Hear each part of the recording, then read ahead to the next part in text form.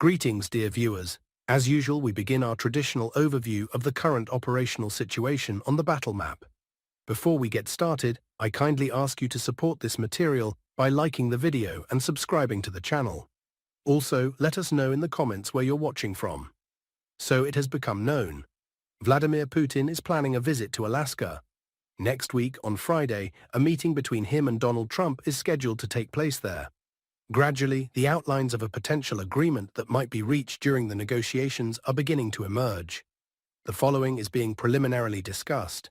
The armed forces of Ukraine will withdraw from the territory of Donetsk Oblast, including such cities as Sloviansk, Kramatorsk, and other settlements.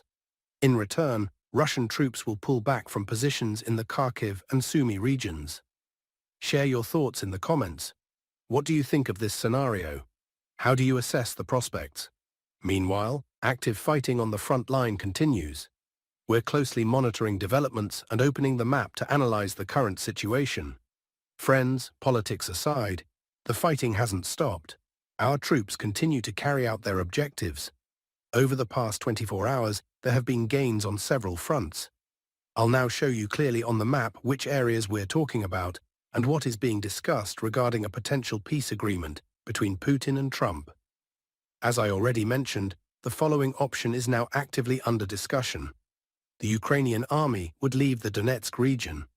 This would mean withdrawing from cities like Sloviansk, Kramatorsk, Lyman, Siversk, Dobropilya, Kostiantynivka, Drushkivka, and others, including Pokrovsk and Mirnohrad, which, judging by the current dynamics, could fall under our control even without an agreement.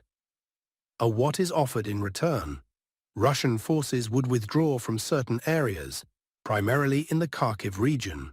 However, it should be clarified that there are hardly any populated areas in that territory.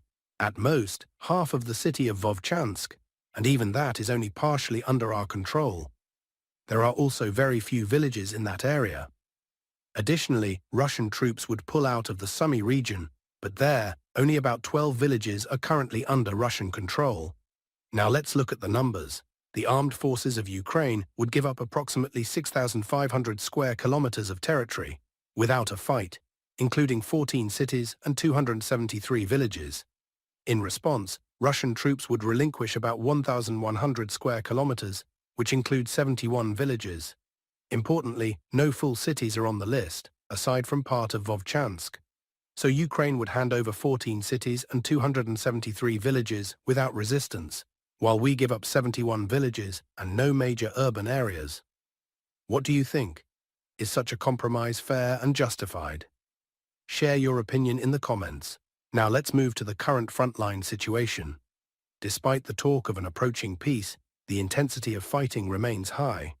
In the past 24 hours, Russian units successfully carried out an operation in the Lyman direction.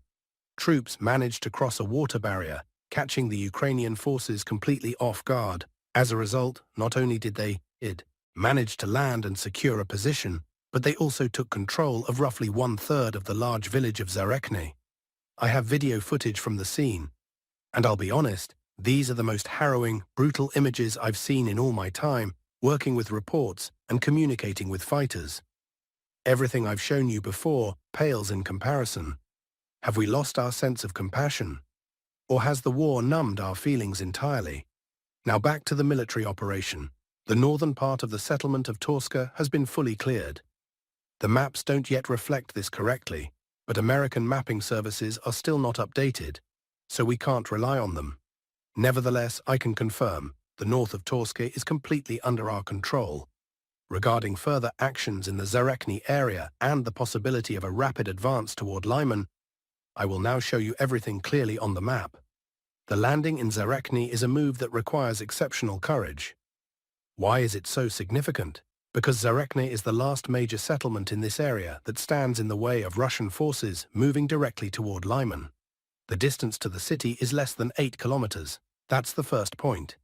Second point, taking control of Zarekne is a necessary condition for holding Torske. Unfortunately, the current situation on the map is displayed incorrectly, but in reality, the southern part of Torske is already under control. However, without securing Zarekne, which lies on the opposite bank, it is impossible to ensure stable control over Torska. The reasons are clear. Neighboring villages on opposite sides of the river allow the enemy to launch airstrikes, artillery attacks, drone drops, and attempt counterattacks. That's why this operation is of strategic importance. If it succeeds, it will achieve several goals at once. First, the capture of a major settlement. Second, the establishment of solid control over Torske. And third, gaining positions as close as possible to the city of Lyman. In terms of figures, the depth of the advance was 5.5 kilometers, and the area brought under control is 6.5 square kilometers.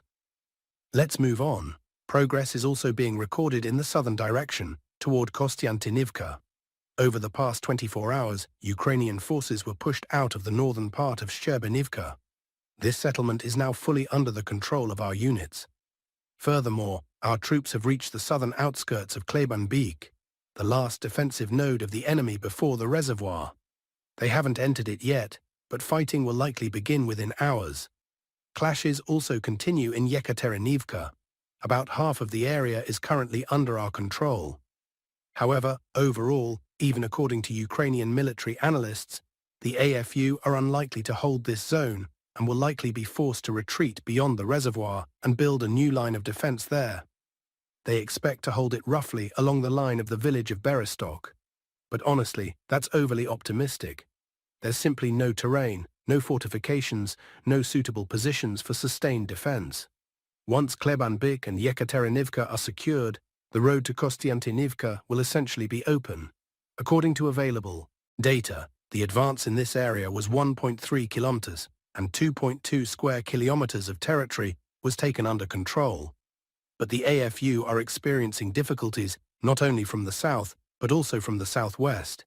Here, their second-to-last defensive line, built along the villages of Popov Yar, Poltavka, and Rusin Yar, was completely breached. They had held this line for over a month, but in the end it collapsed as well.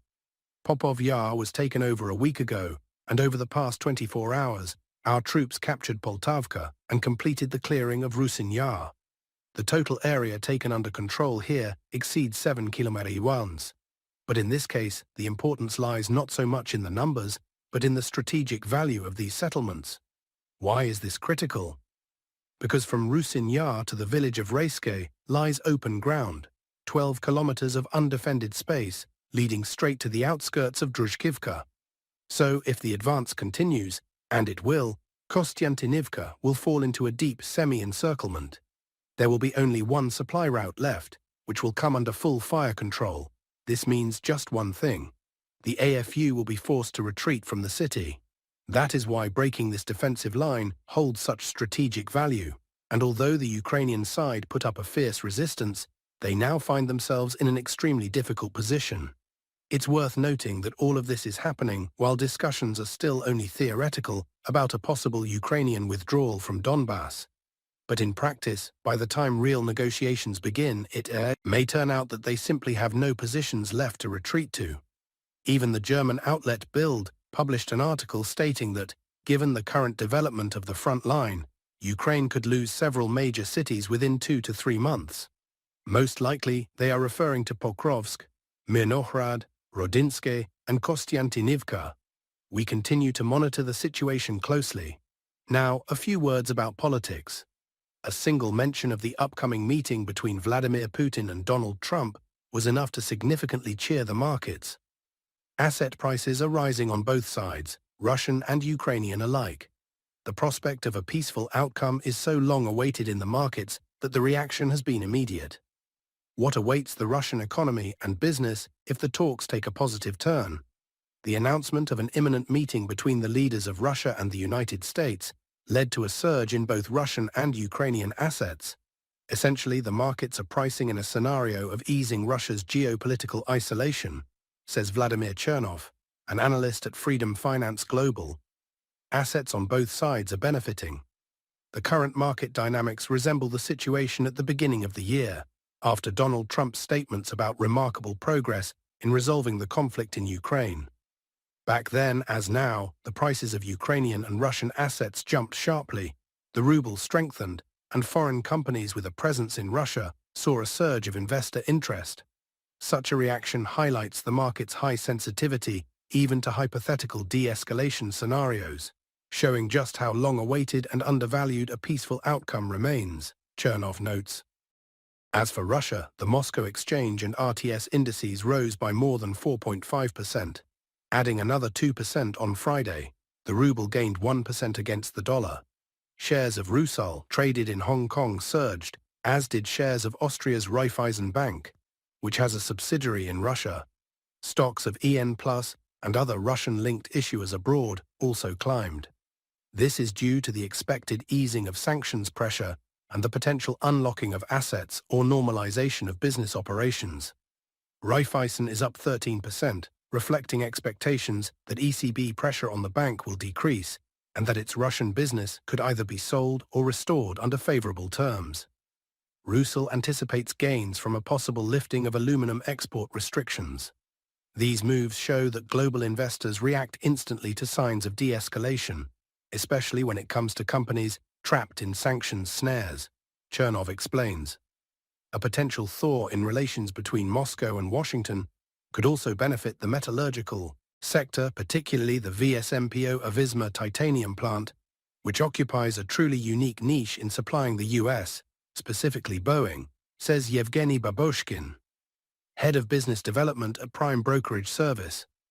In addition to the rise in the Moscow Exchange and RTS indices, demand is also increasing for OFZ, federal loan bonds.